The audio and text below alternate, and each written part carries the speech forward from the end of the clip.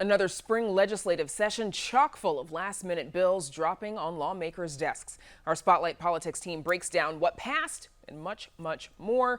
Welcome back, Amanda Vinicky, Heather Sharon, and Paris Schutz. So, Illinois legislators, as Amanda knows very well, went down to the wire with some of the biggest issues of this spring legislative session. Amanda, let's start with the budget. So this 1,000-page bill dropped at 11:30 with a midnight deadline, as you mentioned earlier, with some of those lawmakers. New leadership, same old leadership style? 3,000 pages. So I spoke with somebody who said that, actually a Republican who said that their analyst had a difficult time opening it on their computer and therefore even being able to analyze it in time before the votes because it was so big the computer wouldn't even open it. So part of this is just the style of how Springfield operates. There's a lot of wheeling and dealing, and that gets put off into the last minute. We're journalists, fairly deadline-driven people ourselves. But of course, this is something that makes it difficult because I don't yet know. I can't report exactly what is in it. People want to know, is this a balanced budget? All of these numbers are somewhat fungible. You know, it's hard to pinpoint that, but it is particularly difficult to do so at midnight when you haven't even had an opportunity to give it a glance, let alone a read. Now, the elected school board bill, now that passed the Senate late last night, well past that May 31st deadline. Take a look at what Mayor Lightfoot had to say about its impact on her hiring a new CEO, as she also just discussed. Because it's not real yet. We'll see what the actual final bill looks like. It could have an impact. It could have a negative impact if a CEO doesn't believe that he or she is actually going to have the ability to make a meaningful difference in the quality of education and the lives of our children. So, Heather, what is in this bill and why did the mayor lose on this one? Well, it's a 21-member board, which, as we heard from our colleague Matt, would eventually create a fully elected board, which would end mayoral control, which began in 1995. And I think that Lightfoot lost this one. And although we heard her say it's not a done deal yet, it's got to go back to the House, and then Governor Pritzker has to sign it. But it's worth reminding everybody that Lori Lightfoot campaigned vociferously in favor of a fully elected school board. So I think that she's had trouble communicating about why that changed, why she favored a fully elected board, but now she says that the city needs a hybrid. And part of what she said in recent weeks, it's because the city subsidizes the Chicago public schools to the tune of about $500 million a year for pensions. So that is sure to be an issue, and I expect we will hear more about that in the coming weeks as the House gears up to come back to vote on the measure that passed the Senate. And Heather, now that we're past this May 31st deadline, what will it take to pass? That's a 2/3 majority in the House, which in a normal legislator might be a tall order, but the Democrats have a supermajority, and as Amanda has reported all along, the Democrats have marched in lockstep under Speaker Welch's authority, and I would expect that all of them will vote in favor of an elected school board. They have voted several times in favor of an elected school board over the last several years, so Mayor Lightfoot has an uphill battle to convince them that what they voted for several times in the past several years isn't the right way to go. And truthfully, the mayor hasn't had a lot of success in Springfield, period. So this just adds to that list. It's not as if she has had the victories that her predecessors did and really a close relationship with, in particular, the legislators from Chicago. The contingent, the delegation from Chicago is out of sync with the mayor on this one. So an ethics reform also passed, but critics say it doesn't go far enough, which is surprising since we know that former Speaker Mike Madigan's chief of staff, Tim Mapes, was indicted during the session. Paris? Well, it's not that surprising when you consider the fact that it's hard to get lawmakers to pass legislation that perhaps goes against their personal interests or their financial interests. I mean, there were some things accomplished here. The legislative inspector general now has the authority to open investigation of possible corruption among the General Assembly, but they can't make those results public unless they get the approval of a commission of current and former lawmakers. And this is how these IG laws get stripped of their teeth all over the state. You know, the big problem that reform groups have with the action or lack of action on ethics is that not much was done to solve this revolving door of lawmakers then going into lucrative careers in lobbying, or lawmakers that lobby other units of government while they're a lawmaker. I mean, read Luis Arroyo, the former lawmaker. So, I mean, this is kind of one of those only in Illinois things. So what reform groups wanted was sort of a cooling off period, like you can't become a lobbyist. Or a ban outright. But they would have settled for something like, okay, 1 year or 2 years after you retire as a lawmaker, you can't become a lobbyist. Well, here, if you retire in the middle of your term, you have to wait up to 6 months. But if you finish out your term, you end your career, you could become theoretically a lobbyist the next day. So the reform groups say that doesn't really solve the problem of the revolving door, which is at the heart of what's going on with this federal investigation into ComEd. And speaking of ComEd, this embattled utility is asking for a rate hike in the middle of a bribery scandal where 4 people have been indicted, including its former CEO. Amanda, is this affecting the bill at all? Yeah, so it's actually ComEd's parent company, Exelon, but Yes. while those companies will try very hard to separate them, I think in a lot of people's eyes, they sure aren't.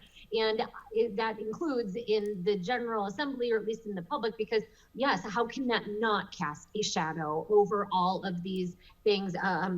Particularly, it's not just that, it's that the very law that is cited in those documents where ComEd admitted to having this long-running bribery scheme, really not even a year ago, was to support nuclear plants. And that is part of this massive energy bill and negotiations going on now. And I think it's further complicated because it is a flat out, you will see, and you can see on your electric bill how big that subsidy is that is going to Exelon, a very profitable company. These nuclear plants may not be, but the company most certainly is. So there's the corruption and just the sheer, nobody, especially right now, has or wants to give more money out of their pockets to a utility. Now, Paris lawmakers also moved the primary in 2022 from March to June. Why did they do that? Well, as you heard the Republican leader of the Senate, McConkey, say earlier, the general consensus here is because they really need to wait for that late arriving census data to come in before they draw the new congressional district maps, because it has to be that they have to have equal amount of population in each map. They didn't have those restrictions so much with the state and judicial maps that they redrew, but moving this primary back, and this is just a one-time deal where they're going to move it to June from March, gives folks time to wait for these new maps to be drawn before they have to start getting stuff ready to run for office, filing all the paperwork.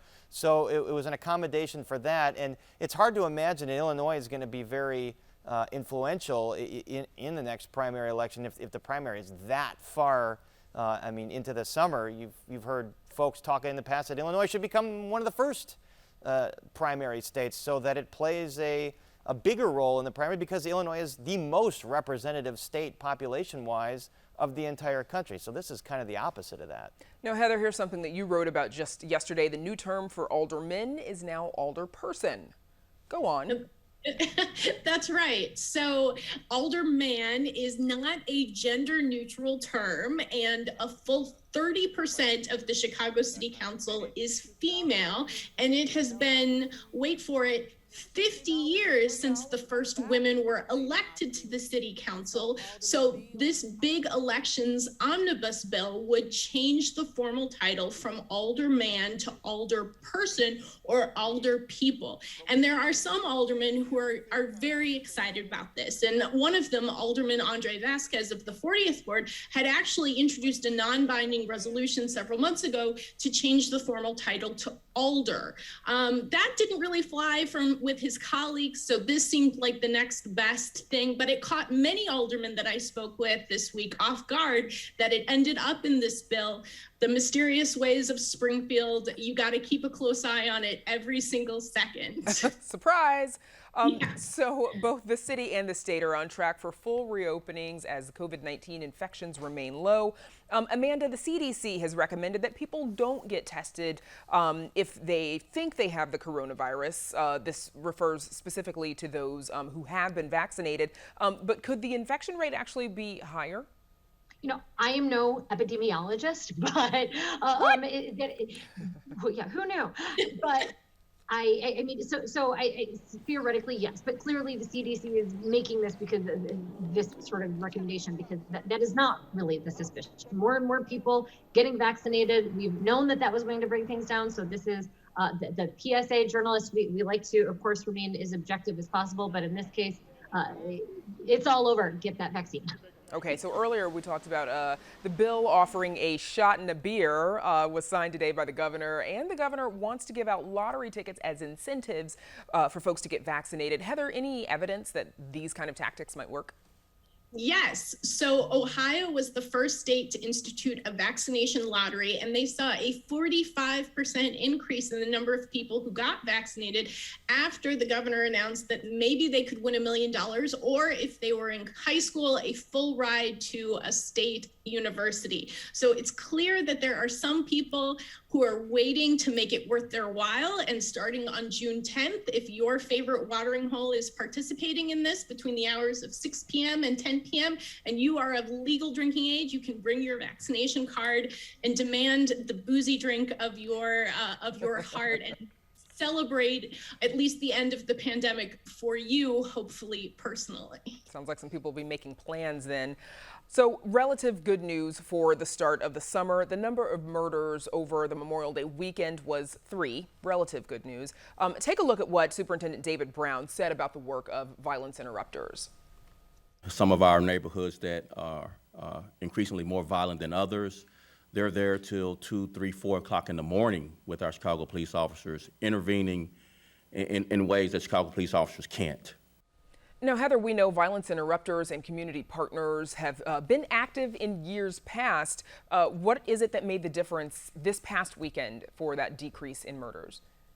Well, I think we have to wait and see. The summer is very young. It was not hot. It was, in fact, cold this weekend, and experts will tell you that summer violence tracks sometimes with the temperatures. This weekend is supposed to be very, very hot. So I know that Superintendent David Brown and Mayor Lightfoot are also sort of focusing on those efforts. But the mayor's strategy to address this violence has put more money towards sending people who have been a part of the gang life, who have criminal histories, to go back into the neighborhoods and to talk to the people who are either involved in these sort of confrontations and to try to mediate a solution. The mayor sees that as a potentially more effective way of reducing violence than just simply arresting and throwing people in jail. It's very unclear whether that will make a real difference this summer after we've seen just a really steady increase in both shootings and murders truly since the beginning of the pandemic in March 2020. And of course, the bad news is that shootings, though, are still up for that same period of 2020. Amanda, the legislature passed a new gun bill, but narrowly this session. What kind of impact are they hoping that'll have? So actually, I'm sorry, the House passed a bill, the Senate passed a bill, they didn't pass the same bill. And so we are not really left with major changes when it comes to gun licensing. This is, we even see that demand for guns soar. We hear even from Chicago legislators, they say they want to protect themselves. So they're hearing from people who want to protect themselves and are frustrated that they can't get that FOID card that you need to legally carry a gun. And then you have critics who are saying, hey, wait a second, the people who are the ones that are perpetrators of these shootings that we see and much of the violence in Chicago are not paying much attention to the state's system to apply for a gun license, and they're not particularly worried about that. So this is most certainly, to me, something that is interesting, given that guns are not a partisan issue. It is generally more of a regional one in Illinois, and yet we've talked a lot about these supermajorities that Democrats have, and still, after years after the Aurora mass shooting that really sort of brought a closer look and attention to flaws in the state's gun licensing system, nothing has changed. Paris, could this help potentially with Chicago's pervasive gun problem, or is that more caused by illegal guns? Yeah, I hate to be pessimistic. I mean, maybe it could cause a small dent. As I understand, in one of these bills, there's a provision that would require background checks for private sales. But having covered this in the past and talked to county and federal prosecutors, there's really no way to track the paper trail of gun transfers. And there is no paper trail is the thing, and so there's no way to really prosecute that. And the guns that wind up in the streets in Chicago, the majority of them were not purchased here. I mean, there were many purchased in Cook County or downstate, but purchased in Indiana or purchased in Wisconsin, where there are much more lax rules in terms of purchasing and background checks. So as long as those border states still have the policies they have, it's reasonable to assume that it's still going to be pretty easy for these guns to get in the hands of people that then misuse them. And quickly before we go, Heather, Barack Obama is in Chicago this week, of course, to tout the presidential center. Are you surprised that he hasn't been here more to drum up support for it when there's been some opposition? There has been, and I think we are really seeing the fact that this is now a done deal. They have all of the approvals in place. The legal issues, by and large, have been resolved. And several months ago, the city started working on sort of the underground utility work and sort of the road work that needs to happen before an official groundbreaking can take place, which is expected later this summer or early this fall. So we're starting to see that PR push take shape. And, you know, it has always hurt the Chicagoan in my heart that Barack Obama has not been back home as much as we had thought that he would be after his presidential term. Well, his portrait is coming soon, so there's that. In the meantime, my thanks to Amanda Vinicky, Heather Sharon, and Paris Schutz.